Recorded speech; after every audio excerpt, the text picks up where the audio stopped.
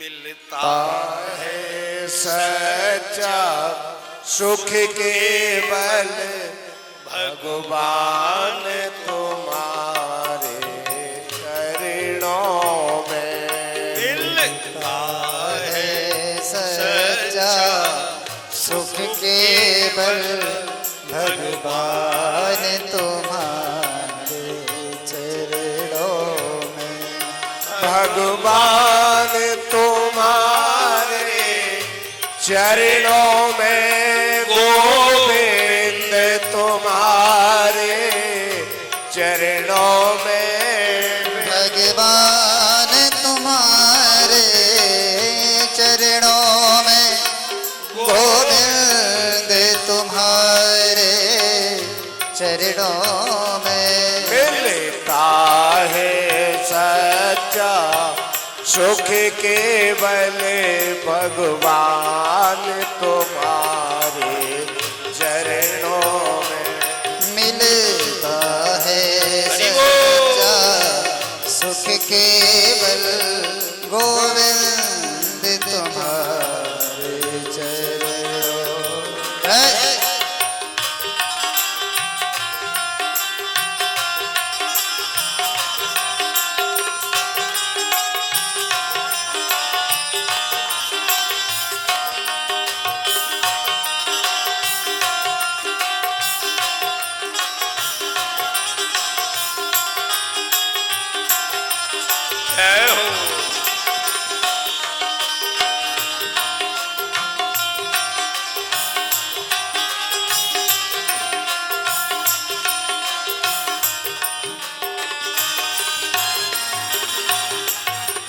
देखिए, और जब वो सुख मिलने लगता है ना भगवान का, उसके बाद क्या होता है, फिर किसी की परवाह।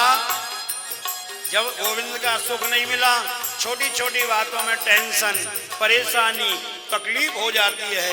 और गोविंद के चरणों से जुड़ने के बाद फिर क्या होता है, फिर किसी की कोई परवाह नहीं। फिर तो चाहे बैरी सब संसार बने, चाहे मौत गले कारो बने, चाहे मेरी सब संसार बने, चाहे जीवन मुझे पर बार गले का हार बने। रहे ध्यान तुम्हारे चरणों में। मिलता है सच्चा सुख केवल भगवान तुम्हारे चरणों में।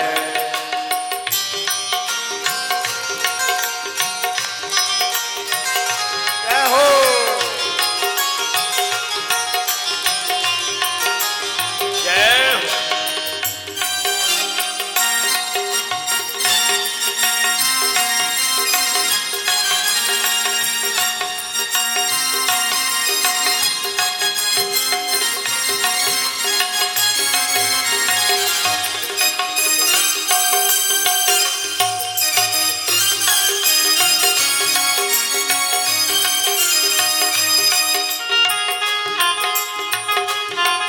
जय हो।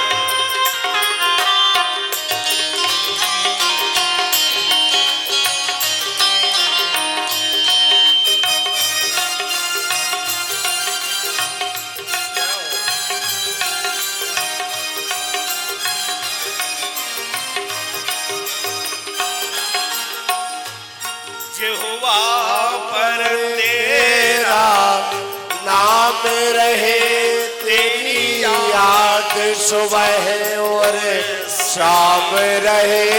जीवा पर तेरा नाम रहे, तेरी याद सुबह और शाम रहे। बस मुझको एक ही काम रहे, ध्यान तुम्हारे चरणों में। बस मुझको एक ही काम रहे ध्यान तुम्हारे चरणों में।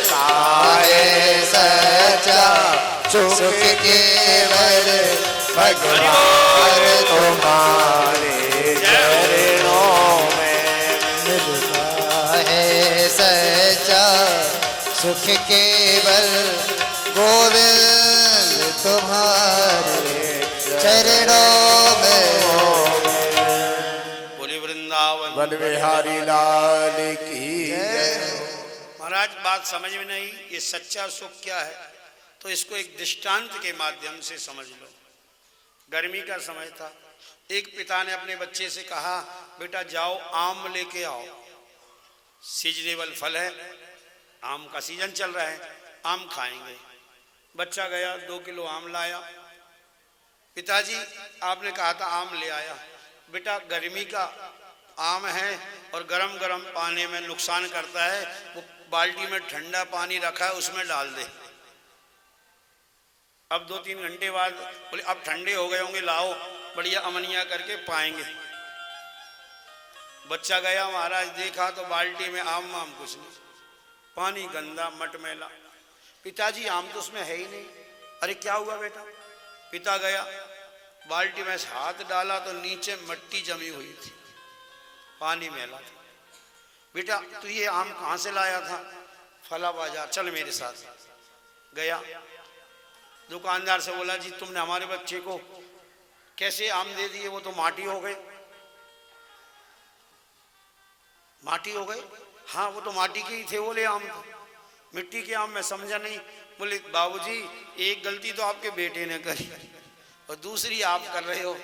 अरे बोले क्या गलती कर रहे हो? ठग लिया तुमने, मिट्टी के आम बना के बेचती हो। अरे बोले तुमने मेरी दुकान का बोर्ड नहीं पढ़ा, सीधे चले आए। सही बच्चा आया, अब तुम्हारे बच्चे ने कहा मेरे को आम दे दो, मैंने दे दिए। मेरे यहाँ आम नहीं, सब प्रकार के फल हैं, देखो ये, पर मैं खाने के लिए नहीं, सजाने के लिए आर्टिफिशियल रखता हूँ। लोग अपने ड्राइंग रूम में सजाने ले जाते हैं, मिट्टी से बनाता हूँ, पॉलिश करता हूँ और रखता हूँ। अब किसी ने मांगता मैं दे देता हूँ। मेरे कोई सपना हो रहा है क्या, खाने को ले जा रहा है कि सजाने को? मैंने तो बड़ा बड़ा अक्षरों में बोर्ड लगा हुआ है। बोले हमने देखा नहीं। तो जाओ बाहर। बाहर आए तो बड़े बड़े अक्षरों में लिखा था महाराज, नकली फलों की दुकान। क्या था उसमें? अब बताओ, नकली फलों की दुकान में जाओगे और असली फल चाहोगे तो कहां से मिलेंगे? तो इसी प्रकार हमारे गोविंद ने बड़े बड़े अक्षरों में बोर्ड लगाया हुआ गीता में, दुखालयम अशाश्वतम। संत चीख चीख के कह रहे हैं कि भैया इस संसार में सुख नहीं है। और हम सुख कहां ढूंढ रहे हैं? संसार में। खाने में सुख नहीं है, देखने में नहीं है, सूंघने में नहीं है, स्पर्श में नहीं है। कोई से भी जो 5 भोग हैं हमारे यहाँ, जितना भी हम भोग भोगते हैं, छठा कोई रास्ता या तो व्यक्ति आंख के माध्यम से देख के भोगता है, या कान के माध्यम से सुन के भोगता है, या स्पर्श से भोगता है, जीव से। और कोई है क्या? और इनमें सुख है नहीं। तो क्या है? इनमें सुख नहीं है, इनमें तो सुख आभास है। एक वास्तविक होता है और एक आभास होता है। कैसे? एक तो तालाब पानी का वास्तविक होता है, आप जाओगे प्यासे होगे और बड़ा सुंदर मीठा जल का तालाब भरा है, पानी पियोगे प्यास बुझ जाएगी। और एक तालाब होता है आभास मात्र। कैसा? रेगिस्तान में। गर्मियों में देखो आप, सूर्य की किरण जब पड़ती है तो चिलचिला धूप में कैसा लगता है? रेगिस्तान में या सड़क पे भी जाओ तो दिखता है ना पानी। तो उस पानी से किसी की प्यास बुझेगी क्या? नहीं बुझेगी। तो ये जो संसार का सुख है वो मृग जल जैसा ही है। इसलिए आपने सुना होगा संतों से कि मृग तृष्णा, इसी को कहते हैं मृग तृष्णा। है नहीं, दिखता है और वो लोग पीछे भाग रहे हैं। तो इसीलिए इसमें ज्यादा न ढूंढें, इसमें तो उतना ही चलाएं जितना अपना काम चल जाए। जितने के काम चले उससे ज्यादा भोग भोगा तो परेशानी हो जाएगी। तो महाराज यहाँ ब्रह्मा जी ने देवताओं को बहुत समझाया, क्यों देवता तो भोगी होते हैं। देवताओं की बात समझ में आई और अपने लोक को चले गए, उनको कथा नहीं मिली। तो इसका अर्थ क्या? देखो हमारी पौराणिक जो कथाएं वो सांकेतिक होती है। देवताओं को कथा नहीं मिली, क्योंकि देवता भी भोगी होते हैं। इसका मतलब अगर हम भी ज्यादा भोगी होंगे तो हमको भी कथा नहीं मिलेगी। और इसका प्रमाण देख लो, अब आप ज्यादा खा गए, ज्यादा जीव का भोग कर लिया, तो आलस आएगा कि नहीं आएगा? कभी प्यास लगेगी, कभी लवशंका जाना पड़ेगा, कभी ज्यादा खाए तो खट्टी डकार आएगी, कभी यूं हाथ करके बैठोगे, कभी ऐसा घुटना पकड़ लोगे, मतलब शांति नहीं बैठ सकते। और अल्पाहार करोगे तो आराम से बैठो, कोई समस्या नहीं। इसलिए हमारे यहाँ कहते हैं कि फलाहार करके कथा सुनना चाहिए, पर आजकल तो फूलहार करके सुनते हैं। बात आई है फलाहार की, और यहाँ क्या करते हैं? फूल आहार। वृंदावन बिहारी लाल की अस्तु। तो महाराज अब सौनक आदि ऋषियों से सूत जी कहते हैं कथा का शुभारंभ होता है कहां से? एक दाही विशाला चत्वारा ऋषयो मला सत्संगार्थं समायाता ददृशोस्तत्र नारदं ददृशोस्तत्र नारदं। एक बार विशालापुरी में दद्रुसुतत्र नारदम, नारद को देखा। किसने? चत्वारा ऋषियों अमलात्मा विमलात्मा महात्मा सनत कुमारों ने नारद जी को देखा बद्रीनाथ आश्रम।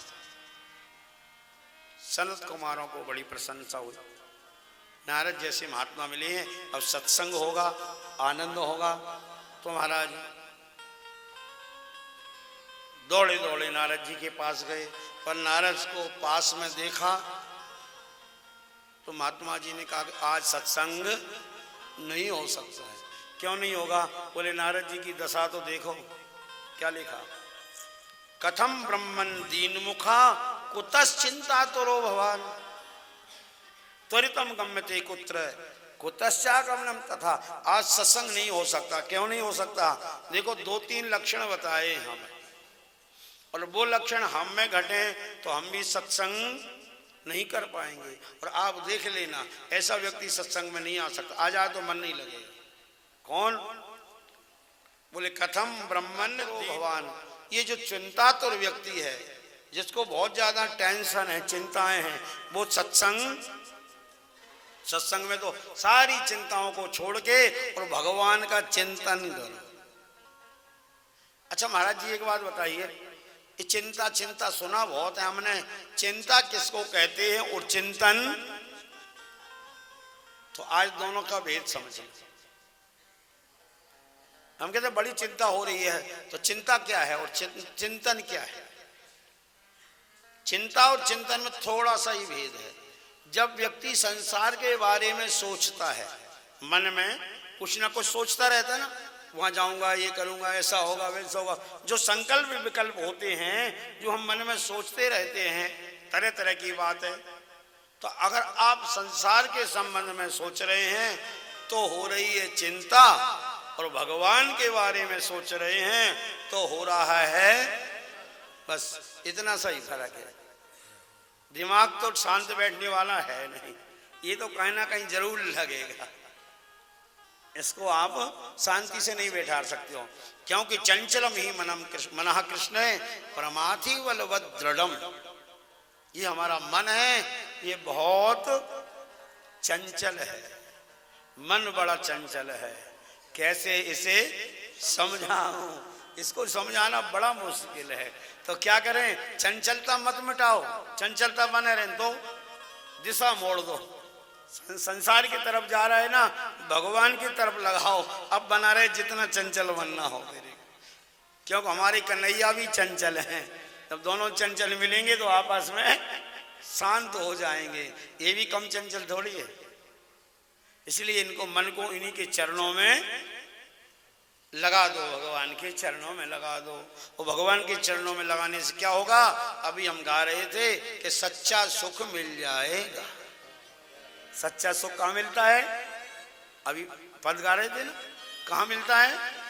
भगवान के चरणों में। तो जब चरणों से चित्त चिपक जाएगा ना तो छूटेगा। ये बहुत मजबूत जोड़ है। ये जो है, एक वो जोड़ने का आता है ना, वो क्या बोलते हैं उसको, लकड़ी आदि बोलते हैं, क्या फेविकॉल आता है ना, तो उसका तो जोड़ छूट जाएगा फेविकॉल का। लेकिन एक बार चित्त अगर गोविंद के चरणों में चिपक गया फिर नहीं छूटेगा। फिर तो भूप राज तज होए वैरागी। फिर तो बड़े बड़े राजा महाराजा अपना राजपाट छोड़ के वैरागी बन जाते हैं। फिर तो वो व्यक्ति मतवाला हो जाता है और लोग क्या कहने लगते हैं, ये पागल हो गए। एक और समस्या है, उसको क्या बोलते हैं, ये कौन हो गया, पागल। और देखा जाए तो जो भगवान में लग जाता है वो पागल नहीं होता है ना, असली समझदार तो वो ही होता है। पागल तो हम सब हैं जो असली स्वार्थ को भूले हुए हैं। मान लो कोई हीरा हो, जरा विचार करना, और कांच पड़ा है बहुत सारा हो, एक हीरा है, तो कोई हीरा को उठाने वाला पागल है कि कांचों को बीनने वाला है? कौन है? तो हम संसार की विषय वासनाओं के कांच उठा रहे हैं और वो बेचारा हीरे मोती लूट रहा है राम नाम के। तो हम उसको क्या कहते हैं, वो कौन है? पागल है, बावड़ा है। और हम ये संसार के विषय वासनाओं के कांच में पड़े हुए हैं और हम कहते हैं हम समझदार हैं। लेकिन वो अकेला है ना, इसीलिए लोग उसको क्या कहते हैं, बावड़ा हो गया, पागल हो गया। पर वो किसी की परवाह, लोग कहें मीरा भाई रे बाबरी, मीरा को लोग पागल कहते थे, मीरा ने किसी की परवाह नहीं की। एक संत कहते थे, लोग कहते ये पागल हो गया, इसका दिमाग बिगड़ गया, तो कहा बिगड़ा रहने दो। वो कहता था, भक्त मस्ती में मतवाला हो के कहता है कि इन्हीं बिगड़े दिमागों में भरे अमृत के लच्छे हैं, इन्हीं बिगड़े दिमागों में भरे अमृत के लच्छे हैं, हमको तो पागल ही रहने दो, हम पागल ही अच्छे हैं। उसको किसी से कोई मतलब नहीं होता। लेकिन विडंबना ये है कि वो गिने चुने होते हैं भक्त, और ये संसार वाले बहुत ज्यादा होते हैं। ये पागल होते हुए भी समझदार कहलाते हैं। क्यों? इनका बहुमत है। ये तो ऐसी बात है, जैसे एक छोटा सा दृष्टांत समझो, फिर आपको जो है बद्रीनाथ ले चलेंगे नारद जी के पास वापिस। कि एक गांव में एक व्यक्ति था, तो महाराज क्या हुआ, किसी दुर्घटना में उसकी नाक कट गई, किसी व्यक्ति की नाक कट गई। तो अब उसको लोग चिढ़ाने लगे। क्या बोले, उसका नाम कोई नहीं बोला। जिसका नाम था ना, पहले तो नाम लेते थे, अब कोई बोले नहीं। अब तो क्या बोले हर आदमी, अरे भैया ओ नकटा भैया, भैया ही बोले तो क्या बोले, ओ नकटा भैया इधर आना। छोटे बच्चे भी ओ नकटा चाचा है, नकटा काका। मतलब उसको जो है, अब वो तो परेशान हो गया सुनते सुनते, नकटा सुनते। एक दिन उसने कहा, लो किसी ने उसको बोला, है नकटा। बोले नकटा किसको बोला? बोले तेरे को। बोले क्यों? बोले देख तेरी नाक नहीं है। तो नाक नहीं है तो कोई नाक मेरी ऐसे ही थोड़ी कटी है। तो बोले नाक तो मैंने अपने हाथों से काटी है। तो बोला कोई हाथ से नाक कोई काटेगा वाला? क्यों नहीं काटेगा? हमारे गुरुजी ने कहा कि अगर तू नाक काट लेना, ऐसा मंत्र मैं जानता हूं, तेरे को भगवान के दर्शन हो जाएंगे। अब बता, भगवान के लिए लोग जान दे देते हैं, हम नाक भी नहीं काट सकते। बोले अच्छा सही बात है। अरे यार इतने बड़े महात्मा ने बताई थी बात, तो झूठी थोड़ी होगी। तो मैं भी काट लूं तो मेरे को दर्शन हो जाए। बोले क्यों नहीं होंगे? अब वो तो तू काटेगा जब ही पता चलेगा, ऐसा थोड़ी होगा कि ना काटे। हिम्मत गया, वो भी महाराज गया, छुरी लाया और उसकी नाक काट ली। गया मलम पट्टी करा के, सोचा कि अभी खून बह रहा, अभी दर्शन नहीं होंगे, बाद में होंगे। जब नाक सही हो गई, कहा यार इतने दिन हो गए मेरे को दर्शन नहीं हो रहे हैं भगवान के। उसके पास गया तो वो बोला कभी होंगे भी नहीं। बोले क्यों? बोले मेरे को भी नहीं हुए। तो भले आदमी तेरे को नहीं हुए तो मेरी नाक क्यों कटवा दी? बोले सब लोग मेरे को चिढ़ाते थे ना, तू भी कह रहा नकटा नकटा, तो मैं थोड़ा अच्छा नहीं लग रहा था। अब दो हो गए, दो को देखा दिया, यार इसकी तो जो है ना, कभी देखा नहीं था काटी हुई, अब सबको पता, इसने तो खुद काटी है, सबको पता चल गया। उन लोग क्यों काटी है? उसने सोचा मेरी तो कट ही गई, अब मैं भी अपनी संख्या बढ़ाऊं। तो उसने भी कह दिया कि मेरे को भगवान के दर्शन हो गए। तीसरे ने काट ली, उसको भी नहीं हुए। तो उसने कहा कि अब मैं भी ऐसे करते करते पूरा गांव महाराज नकटों का गांव हो गया। अब उसमें क्या हुआ, एक आदमी रह गया काले नाग वाला और सब नकटे रह गए। अब उल्टा हो गया, पहले तो सब नकटे को चिढ़ाते थे, अब वो सब मिलके उस नाग वाले को चिढ़ाते हैं।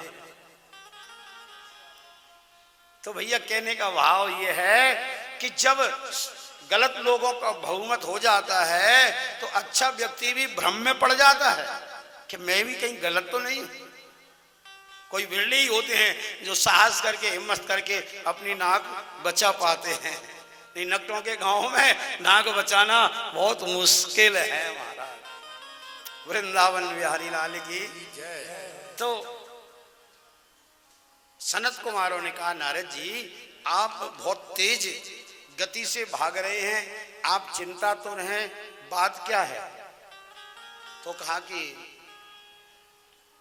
मैं कलयुग में गया और कलयुग में धरती पर जाकर देखा तो बड़ा दुराचार अनाचार मैंने तरह तरह से देखा।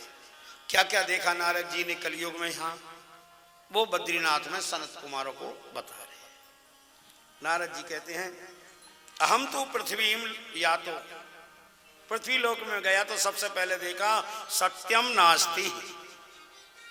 कलयुग में पुराने जमाने में लोग झूठ बोलने से बहुत डरते थे, कहीं गलती से भी असत्य निकल गया तो रामायण में लिखा है महाराज, नहीं असत्य समपातक पुंजः, असत्य से ज्यादा कोई पाप नहीं।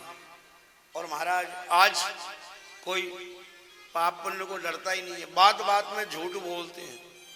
और 20-25 साल पहले तक भी थोड़ा झिझक थी, अब तो महाराज झूठ बोलने का लाइसेंस मिल गया। जैसे छोटे बच्चे जिनका लाइसेंस ना बना हो ना तो वो गाड़ियों को चलाते हैं पर झिझक के चलाते हैं, कहीं कहीं पकड़े गए तो। और जब लाइसेंस बन गया फिर देखो कैसे भर्राटे से दौड़ाते हैं। तो ऐसे ही पुराने लोग झूठ पहली बार तो बोलते नहीं थे, बोलते तो झिझक थी, पर आजकल तो लाइसेंस मिल गया। कहां पर है? ये है, सबके पास है, ये झूठ बोलने का लाइसेंस है। हाँ भैया कहा हो? बस आ ही गया, यही सूरज पोल पार का कह रहे हैं, बड़ी चौपड़ पहुंच गया, चांद पोल पार करके आ ही गया बस। बात बात में महाराज ये झूठ बोला। सत्यम नास्ति तपा नास्ति, तप नहीं रह गया। जरा सा भी अगर 2 घंटे भोजन डिले हो जाए तो घर जमीन आसमान एक कर देते हमारा। जरा सा भी जो है तरह की विपरीतता भी सहन नहीं होती है हमसे, तप नहीं रह गया। शौचम, पवित्रता नाम की तो कोई चीज है ही नहीं, पवित्रता नाम की कोई चीज नहीं रह गई। और कहते हैं दया दानम न विद्यते उदरम भरणो जीव बराका कूटवासिना। महाराज बस उदर भरने वाले जीव रह गए। उदर माने पेट, जैसे उल्टा सीधा जैसे मिले पेट भर जाए बस। महाराज अन्न का मन पर सीधा असर होता है, जैसा खाओगे अन्न और वैसा होगा। तो नारद जी ने कहा कि तरुणी प्रुतागे श्याल को बुद्धिदायका, और माता बहनों का चलावा चल गया। पुराने जमाने में घर के मुखिया होते थे, बुजुर्ग होते थे, उनसे सलाह ली जाती थी। आजकल सलाह नहीं ली जाती है। किससे ली जाती है? ससुराल वालों से। अब घर के बुजुर्गों से नहीं। यहां लिखा है श्याल को बुद्धिदायका, मूल भागवत में लिखा है, रामचरितमानस में भी है। ससुरारी प्यारी लगी जबते रिपुरूप कुटुंब भय तब। जिस दिन से ससुराल बनी, शादी हुई, तो परिवार वाले तो बेचारे दुश्मन हो गए, रिपुरूप कुटुंब। तो नारद जी ने कहा एवं पश्यन कलेर दोषान, ऐसा मैंने ये कलयुग में दोष देखे तो मैं वृंदावन चला गया। और वृंदावन में एक अचंभा देखा। क्या देखा? बोले एक स्त्री बैठी हुई है खिन्न मना, उदासीन, और उस स्त्री के घुटने पर सर रखा है, जमीन पर लेटा हुआ एक पुरुष। एक पुरुष इस घुटने पर लेटा है और जमीन पर लेटे, यहां सर रखा। दोनों ऐसा लगता है वृद्ध हो गए, बाल पके हुए। कुछ स्त्रियां पंखा झल के और उसको सत्तावना दे रही हैं, ढांढस बंधा रही हैं। मेरे कानों में आवाज आई, उस स्त्री ने मेरे को पुकारा, जिस स्त्री के घुटने पर दो पुरुष लेटे थे ना, उसने मेरे को आवाज लगाई। नारद जी कहते हैं सनत कुमारों से, क्या बोली वो स्त्री? भो भो साधु क्षणम तृष्ट मच्चिंतामपि नाशय दर्शनम तव लोकस्य सर्वथा हरम परम दर्शनम तव लोकस्य सर्वथा हरम परम। भो भो साधो क्षणम तिष्ठ। हे महाराज, हे साधु महाराज, क्षणम मन थोड़ी देर, तिष्ठ रुक जाइए, रुक जाइए। मैंने मुड़ के देखा, रुक गया। क्या हुआ? बोले दर्शनम तब लोकस्य, आपके दर्शन से मेरे को शांति मिली। देखो सज्जनों, बहुत ध्यान से सुनना, थोड़ा एकाग्र मन करके सुनना। आजकल हम लोग क्या समझते हैं कि हम संतों की परिभाषा वेशभूषा से ज्यादा मानने लगे। जिन्होंने वेशभूषा बना रखी है हम उनको ही संत मानते हैं। शास्त्र ऐसा नहीं कहते हैं। शास्त्र में वेश वाले भी संत हो सकते हैं, पर संत कौन है? जिसके दर्शन से, जिसके संपर्क से आपको शांति मिले, सुकून मिले, जिसके पास आने से आपको ऐसा लगे कि हाँ कुछ ठंडक मिली है, कुछ अच्छा लग रहा है, तो समझ लो वो ही संत है। वो चाहे छोटा हो, बड़ा हो, स्त्री हो, पुरुष हो, बड़ा हो, बाहर का हो, वेशभूषा वाला ना हो, आपको एक सुकून मिलना चाहिए, शांति का अनुभव होना चाहिए। और जिसके मिलने से अशांति आ जाए, जिसके देखते ही टेंशन हो जाए। अच्छा एक बात और है, रामचरितमानस में तो अद्भुत लिखा है। मैंने तो आपसे वादा किया है, प्रॉमिस किया कि रामायण भी सुनाऊंगा, तो साथ में रामायण भी सुनो। कि दुख तो दोनों ही देते हैं। ऐसा मत सोच लेना कि संत मिलेंगे तो हमेशा सुखी करते रहेंगे। दुष्ट भी दुख देते हैं और संत भी दुख देते हैं, पर दोनों के दुख में फर्क है। क्या फर्क है? तो गोस्वामी बाबा कहते हैं, मिलत एक दारुण दुख देही और बिछुरत एक प्राण हर ले। दुखी तो दोनों करते हैं, पर दोनों के दुख में फर्क है। क्या? मिलत एक दारुण, जो मिलते ही दुख दे, सामने बस दिख जाए खाली और आपकी खोपड़ी खराब हो जाए, देखो ये आ रहा है, अब खोपड़ी खाएगा, परेशान करेगा, है ना। इससे तो किनारा काटना चाहिए। दूर से ही देखते ही छिप गए, बस कह दो है नहीं, अंकल कहते ना घर पर नहीं है, तो समझ लो जो देखते ही दुख दे रहा है वो कौन है? वो दुष्ट है। और संत क्या करता है? संत मिलता है, खूब सत्संग की बातें बताता है, आनंद देता है, और जब सत्संग समाप्त हो गया, आनंद समाप्त हुआ, अब हमेशा तो रह नहीं सकते हो, अब चलने की बेला आई, तो क्या होगा? आपको दुख होगा कि नहीं? तो क्या होता है? बिछुरत एक प्राण हर ले। वो बिछुरते समय दुख देता है कि और सत्संग होता रहता, और आनंद रहता, और इनके पास रुकने का मौका मिलता। तो इसलिए दुख में तो है, पर फर्क बहुत बड़ा है दोनों के दुख। देवी ने कहा, नारद जी आप तो इतना आनंद दे रहे हैं, आप संत हैं, आप कौन हैं? नारद जी ने कहा, देवी हम तो नारद हैं, पर आप कौन हैं? तो कहते हैं, अहम भक्ति इति ख्याता, मैं भक्ति नाम से विख्यात हूं, मेरा नाम भक्ति है। और ये दोनों बेटे कौन हैं? बोले एमऊ में तनेऊ मतऊ, ये मेरे बेटे हैं। एक का नाम है ज्ञान और एक का नाम है वैराग्य। ज्ञान वैराग्य नाम के दो मेरे बेटे हैं। काल योगे न जर्जरो, कलयुग ने इनको बूढ़ा बना दिया। अब महाराज बेटे बूढ़े और माँ जवान, ये तो शर्म की बात है। मैं भले ही बूढ़ी हो जाऊं पर मेरे बेटों को जवान करो। नारद जी ने कहा अभी कर देते हैं। अब नारद जी ने क्या किया, तो कहते हैं कि वेद वेदांत घोषस्य गीता पाठैर मुहुर्मुहु, बार बार गीता पाठ किया, वेद वेदांत सुनाया, थोड़ा जवाई ली, सचेत हुए। भक्ति ने कहा ये जग जाएंगे, फिर वापिस गिर गए। तब भक्ति देवी ने कहा नारद जी कोई और उपाय कीजिए। इतने में आकाशवाणी हुई। आकाशवाणी ने कहा कि व्योमवाणी तथई भून्महा ऋषे खिद्यता मिति, हे ऋषे खेद मत करो, चिंता मत करो, ये लोग जगेंगे। पर कब? बोले सत्कर्मणि कृते तस्मिन्, आप इनके लिए कोई सत्कर्म, इन ज्ञान वैराग्य के लिए कोई निमित्त, इनको निमित्त बना के और कोई सत्कर्म करो। तत्ते कर्माभिर सत्कर्म सनिद्रा वृद्धा तनयो, ये निद्रा से भी जागेंगे और वृद्ध अवस्था से भी जागेंगे। तो महाराज जी वो सत्कर्म का नाम क्या है?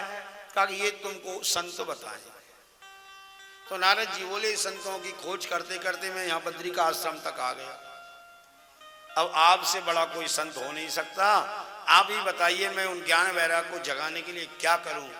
तो सनत कुमार बोले नारद जी एक काम करो, श्रीमद् भागवत की कथा सुना दो। अच्छा, कथा सुनाने से जाग जाएंगे? बोले हाँ जाग जाएंगे।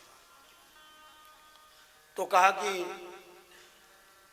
कथा सुनाने से कैसे जागेंगे? अब देखना संशय। बोले भागवत में क्या लिखा है ये मेरे को पता है, क्योंकि मैं भागवत पहले ही अपने पिता ब्रह्मा जी से सुन चुका हूं। नारद जी ने कहा और भागवत में जो लिखा है वो पहले से ही वेद पुराणों में भी है, शास्त्रों में है, और वेद पुराण में उनको सुनाई चुका पहले ही।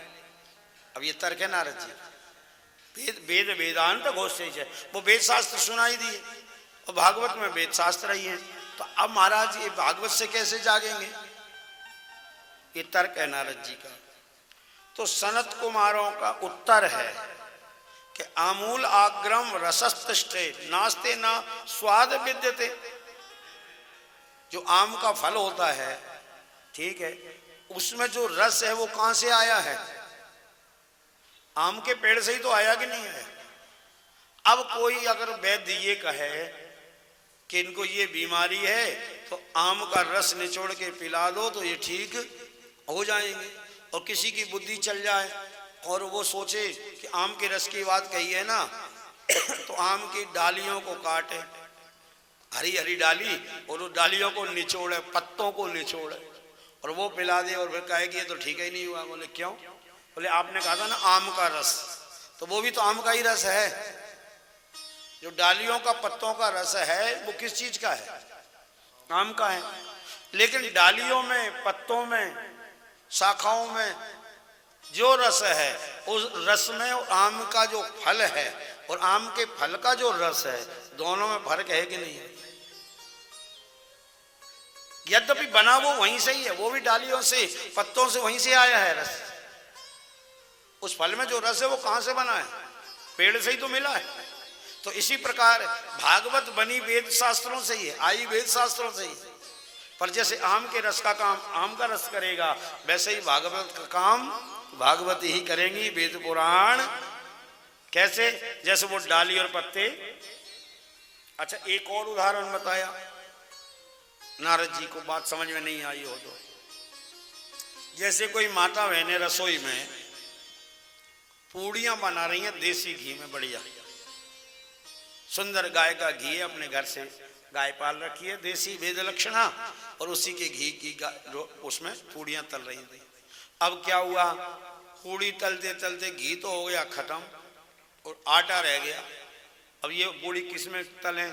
तो किसी माता बहन का दिमाग चल जाए कि घी काय से बना है? दूध से। घी किससे बनता है बताओ? भाई दूध से दही, दही से मक्खन, मक्खन से ये प्रक्रिया होती है। तो अब घी है नहीं है तो क्या हुआ, भगोनी भरा दूध रखा है ना, बाकी की पूड़ियां दूध में निकाल लेते हैं, तो बोलो एक भी पूड़ी निकलेगी क्या दूध? अच्छा, यद्यपि बना दूध सही है, फिर घी का काम घी करेगा, दूध का काम। इसी प्रकार दो उदाहरण दे के सनत कुमारों ने नारी जी को समझाया कि भागवत का काम भागवत करेगी, वेद पुराणों का वेद पुराण। तो ज्यादा दिमाग मत लगाओ और भागवत कथा सुनाओ। बोलिए भागवत भगवान की जय। तो नारद जी बोले ठीक है, तो फिर हम एक काम करते हैं, यजमान बन जाते हैं और आप व्यास हैं, आपके जैसा वक्ता और कौन हो सकता? महाराज सनत कुमारों से श्रेष्ठ वक्ता कोई नहीं हो सकता। क्यों? कि महाराज उनके लिए आया है भागवत जी में कथा मात्रैक जीवनम, ये श्लोक लिखा हुआ है। इसका अर्थ क्या हुआ? कथा मात्रैक जीवनम, अर्थात सनत कुमारों का जीवन कथा ही है। हमेशा कथा सुनते हैं, और कोई कहने वाला मिल जाता है तो सुनते हैं, और अगर सुनने वाला मिल जाता हो सुना देते हैं, और न कहने वाला मिले न सुनने वाला, तो ये चार हैं ऋषि, सनक, सनातन है, सनत कुमार है, सनक, सनंदन, सनातन और सनत कुमार, ये चार ऋषि हैं। तो न कोई कहने वाला मिलता है, तो इनके बारे में पुराणों में ऐसा आता है कि चारों में से एक वक्ता बन जाता है और तीन श्रोता बन जाते हैं।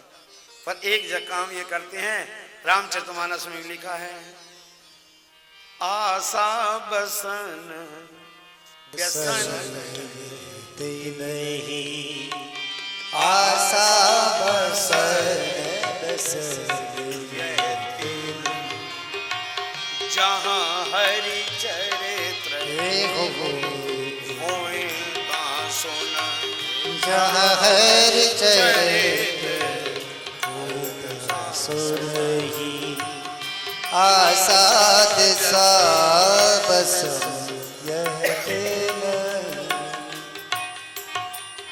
आशा बसन व्यसन यह नहीं, जहाँ हरि चरित्र होए ता सुनहि, जहाँ भगवान की कथा होती है बस चल देते। अब देखो, एक तो वो ऋषि है जहाँ कथा होती है वहीं चल देते हैं और तब जाके वो ऋषि बनी है, और एक हम आप हैं। हम भी, हमारी ये समिति है राधा कृष्ण मंदिर, ये तो साल में कई बार ले जाते हैं, हम तो हर महीने लेके जाते हैं। तो लोगों को फोन करते, महाराज चलो कथा हो रही है। महाराज जी कहाँ हो रही है? हमने कहा वहाँ हरिद्वार। अरे वहाँ तो जाया है महाराज जी। अब कोई नई जगह होना तो जरूर बताना, वहाँ तो जाया है, आप वहाँ बताना नई जगह। अच्छा, जो आप ये कह रहे हो कि नई जगह चलेंगे, इससे क्या अर्थ झलक रहा है? बोलो, इससे ये अर्थ झलक रहा है कि कथा से कोई लेना देना, नई जगह अर्थात घूमने जाएंगे। कथा तो एक साइड प्लान है भाई, ठीक है जाएंगे तो बैठ जाएंगे, पर कथा की भूख नहीं है, ललक नहीं है। भूख होती तो हमको फोन करने पर आप ही करते, महाराज जी कहीं कथा हो रही है वहाँ फला जगह। हाँ कोई बात नहीं है, 10 बार जाया है तो भी चलेंगे। कुछ लोग ऐसे हैं महाराज, अमरकंटक में हमारी अप्रैल में कथा है, तो ये 8वीं कथा है। 2011 में पहली बार की थी मैंने, कृष्ण मुरारी जी गए थे हमारे साथ। फर्स्ट बार हम लोग गए थे 2011 में, और 11 से अब 22 तक, अब 23 में होगी ना, 8वीं कथा है वहां पर कुछ लोग ऐसे हैं कि सबसे निरंतर जा रहे हैं और 8वीं बार भी। तो अब इसका मतलब वो व्यक्ति जो 8वीं बार जा रहा है ना, वो कथा का प्रेमी है ना। तो आज जो बैठे हुए हैं, कितने कथा के प्रेमी हैं मैं तो नहीं कह सकता, लेकिन ये जरूर है कि दोबारा हम कथा करें यहीं, और वो दोबारा दौड़ा चला है, तो समझ लो वो ही प्रेमी है। और सब तो घूमने के प्रेमी हैं, प्रकृति के प्रेमी हैं, दर्शन के प्रेमी हैं, कथा का प्रेमी। और कथा का जब तक प्रेमी नहीं बनेगा, सत्संग का प्रेमी नहीं बनेगा, तो चाहे लाख उपाय कर लो और उद्धार नहीं हो सकता। कथा कीर्तन से ही उद्धार होगा। क्यों? कि जो सुनने से जितना लाभ होता है दुनिया में, उतना किसी चीज से। देखो, आपके सामने कोई विदेशी फल ला के रखे, अब ध्यान से सुनना, विदेशी फल आपकी हथेली पे रखें और पूछें कि इसका नाम बताओ, आपने उसके बारे में कभी सुना ही नहीं हो मान लो, तो फल हथेली पे रखा है, आप नाम बता पाएंगे क्या? नहीं बता सकते। क्यों? महाराज जी, इसके बारे में हमने कभी सुनाई। तो अब बताओ, बिना सुने एक फल की पहचान नहीं हो सकती, तो बिना सुने भगवान की पहचान कैसे होगी? भगवान कैसे मिलेंगे? वो तो सुन के ही मिलेंगे। भगवान कैसे हैं, भगवान कहाँ रहते हैं, भगवान क्या करते हैं? बोले महाराज हमने तो सुना है हरिद्वार में हुई। ये हरिद्वार भी कहते हैं और इसको गंगा द्वार भी, क्यों? गंगा जी पहाड़ों से जो है ना, हरिद्वार से ही मैदान में उतरती हैं। ये गंगा जी का भी द्वार है। और एक संत विरोध में कह रहे थे कि सनत कुमारों ने गंगा द्वार क्यों कहा? बोले वहां दोनों आ गए, वैष्णव भी आ गए, शैव भी आ गए। शैव माने शंकर जी के भक्त, वैष्णव माने विष्णु के भक्त, दोनों आ गए। तो कहने लगे कथा हरिद्वार में हुई है। तो वो कहते हैं नहीं, हरिद्वार में नहीं, हरिद्वार में हुई है। बोले कुछ लोग कहते भी कहाँ जा रहे हो? हरिद्वार। तो हरिद्वार का मतलब, हरिद्वार मतलब शिव जी का द्वार, और हरिद्वार मतलब विष्णु का द्वार। हरिद्वार, हरिद्वार। तो बोले यहाँ हुई है, वहां हुई है। सनत कुमार बोले ना, तुम लोग बैठो शांति से, ना तो हुई हरिद्वार में ना हरिद्वार में। तो कहाँ हुई? बोले गंगा द्वार समीपे। तो ये तो गंगा द्वार में हुई है। अब बड़ी सुंदर बालू का स्टेज बना दिया, सनत कुमार बैठ गए। फकड़ों की कथा क्या कहना, आनंद से कथा होने लगी। और महाराज जब कथा समापन हुई तो एक चमत्कार हो गया। क्या चमत्कार हुआ? चमत्कार ये हो गया कि कहाँ तो वृंदावन में, और वो भी जर्जर अवस्था में ज्ञान वैराग्य पड़े हुए थे, और आज देखो वृंदावन से कथा के प्रभाव से, संकल्प से वो जवान होकर दौड़े दौड़े आए, और आए ही नहीं, ठुमका लगा लगा के नाच रहे कीर्तन में। यहाँ लिखा है भक्ति श्रुतौ तौ तरुणौ गृहीत्वा प्रेमैके रूपा सहसा विराज। तौ तौ तरुणौ गृहीत्वा प्रेमैके रूपा सहसा विराजे। श्री कृष्ण गोविंद हरे मुरारे, नाथे की नामानि मोर बदन। ओ श्री कृष्ण गोविंद हरे मुरारे, नाथ के नामानि मोर बदलते। श्री कृष्ण गोविंद हरे मुरारे, नाथ नारायण वासुदेव। श्री कृष्ण गोविंद हरे मुरारे, नाथेति नामानि मोर बदन्ति। नाथेति नामानि मोहर बदंती। मोहर बारंबार एक ही शब्द हो रहा है, श्री कृष्ण गोविंद हरे। अब देखिए, जिस आंगन में भक्ति मैया नाच रही है, ज्ञान वैराग्य जो जर्जर पड़े थे वो आज युवा होकर नाच रहे हैं। और भक्ति को छोड़ो, स्वयं भगवान नाच रहे हैं। कहाँ नाच रहे हैं? यशोदा मैया के आंगन में। हमारे प्रभु श्री राम कितने शर्मीले हैं, लेकिन आज वो भी नाच रहे हैं।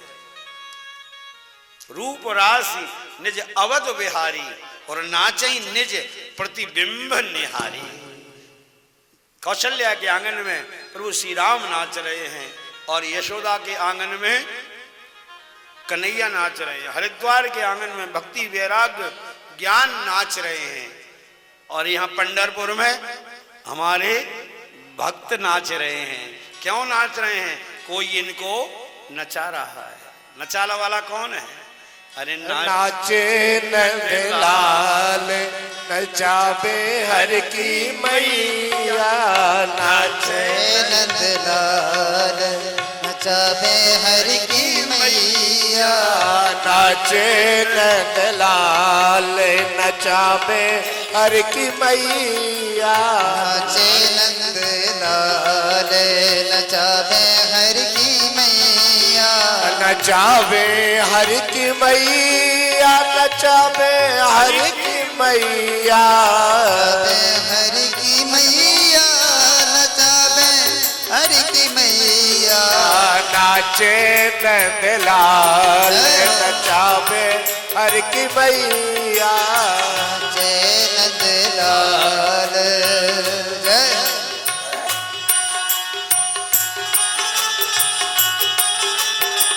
जय हो।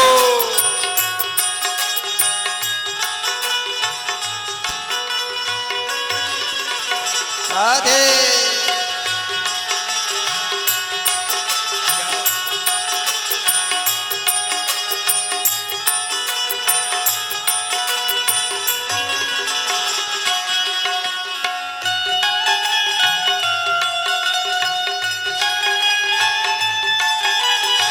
हरिओ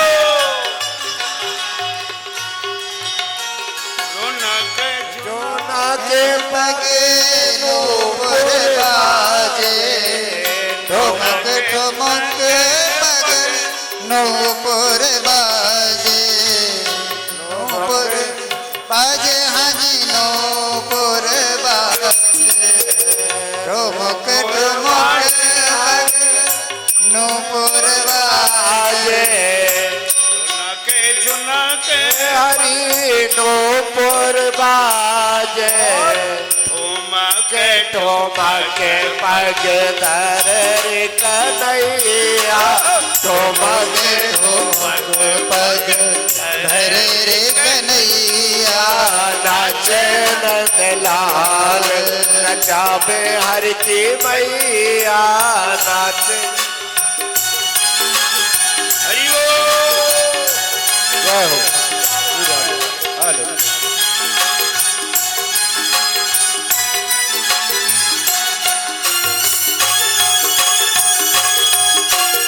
जय हो।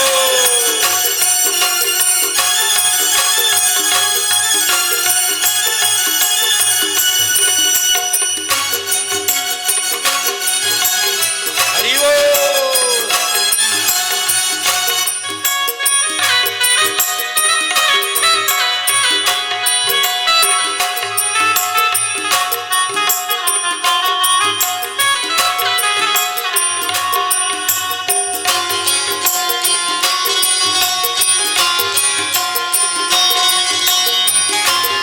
जय हो।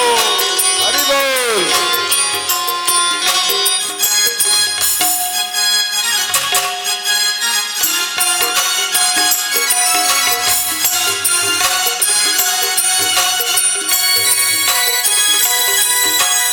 जय हो।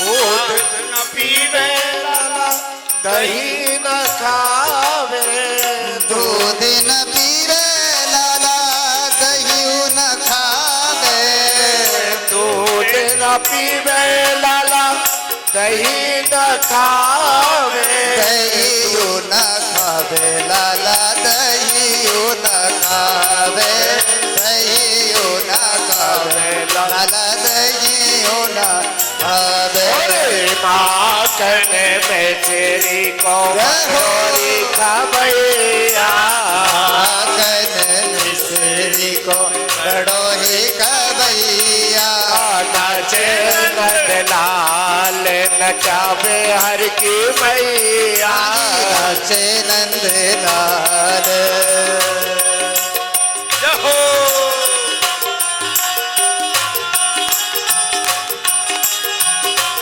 जय हो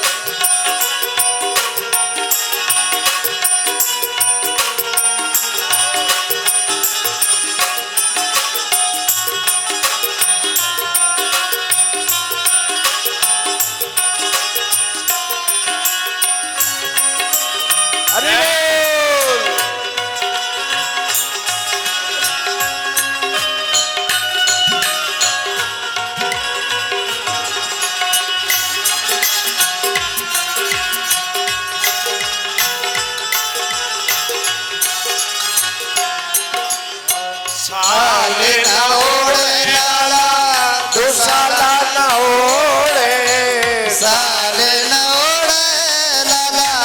दुसाला न ओढ़े साल न ओढ़े लाला दुसाला न ओढ़े साल न ओढ़े लाला दुसाला न ओढ़े हो साल न ओढ़े लाला दुसाला न ओढ़े और कारी कमरिया बड़ोरी ओढ़ैया कारी दुसाला बड़ाई उड़ैया नाचे लाल नचावे हर की मैया नाचे नंदलाल हर की मैया नचावे हर की मैया नचावे हर की मैया नचावे हर की मैया नचावे हर की मैया नाचे नंदलाल नचावे हर की मैया नाचे नंदलाल नचावे हर की मैया नचावे हर की मैया नचावे हर की मैया बोलिए रुक्मणी विठल भगवान भगवान की जय राधा गोविंद भगवान की जय जय जय जय श्री राधे। इस प्रकार से अद्भुत नाम संकीर्तन हुआ। भक्ति ज्ञान वैराग्य ने नृत्य के द्वारा आनंद लिया और ज्ञान वैराग्य को भगवान ने पुष्ट किया इस भागवत भगवान की कृपा से। अब महाराज सूत जी ने सोनक आदि ऋषियों से पूछा कि के विशुद्ध्यन्ति वदन्तु मह्यं सप्ताहे यज्ञेन कलौ पुनन्ति ते कृपालुभिर्लोक हितं विचार्य प्रकाशिता कोऽपि नवीन मार्ग के विशुद्धन्ति वदन्तु मह्यम। हे प्रभु आप एक बात बताओ कि इस कथा से भागवत से भक्ति ज्ञान वैराग कोई लाभ हुआ या और किसी को भी हुआ है? के विशुद्धयंती माने कौन कौन इससे शुद्ध हुआ है? तो महाराज कुमारा ऊंचो सनत कुमार बोले कि नारद जी ये आपका प्रश्न ही गलत है कि के विशुद्ध माने कौन कौन हुआ है। ये प्रश्न गलत ही। आप ऐसा प्रश्न करो क्या कि इससे कौन शुद्ध नहीं हो सकता। क्यों? अब देखिए उत्तर क्या सुंदर दिया।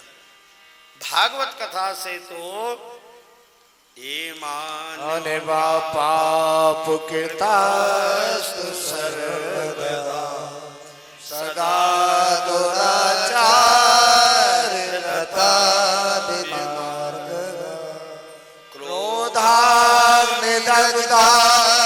कोटिलाक्षकामिना सप्ताहयज्ञेन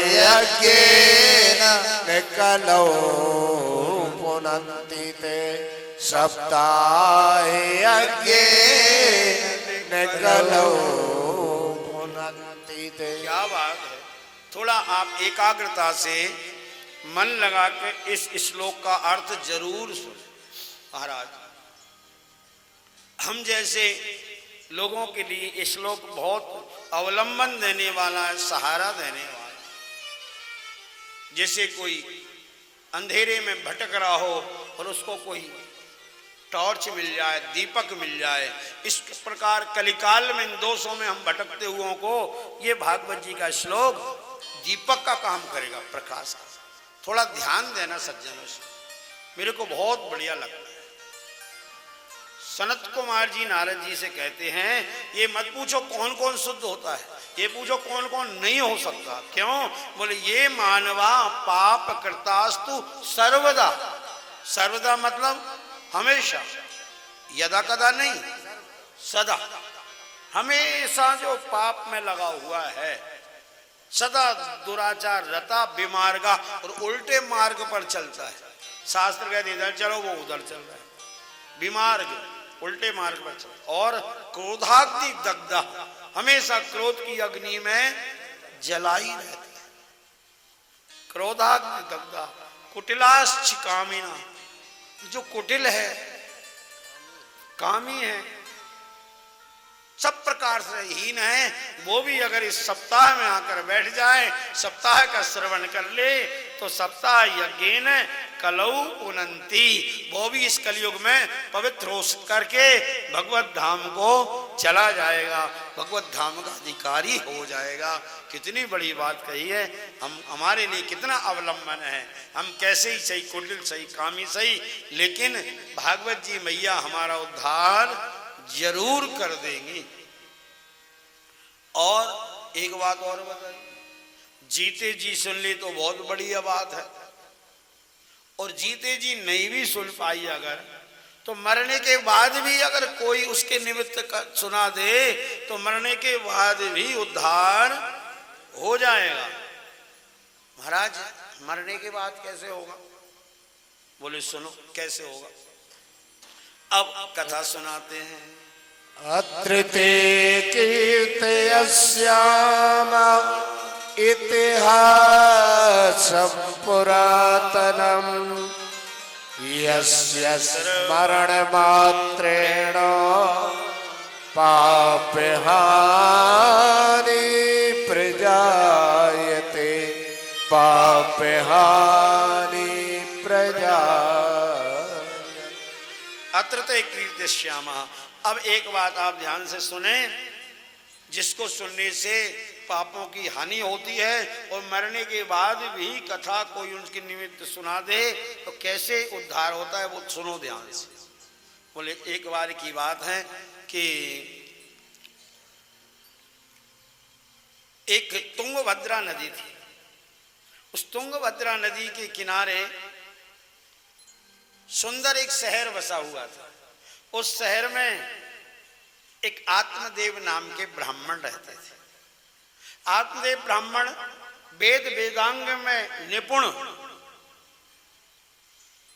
और सब प्रकार से संपन्न, धन धान्य से संपन्न, भगवान का दिया हुआ आत्मदेव ब्राह्मण के पास सब कुछ था।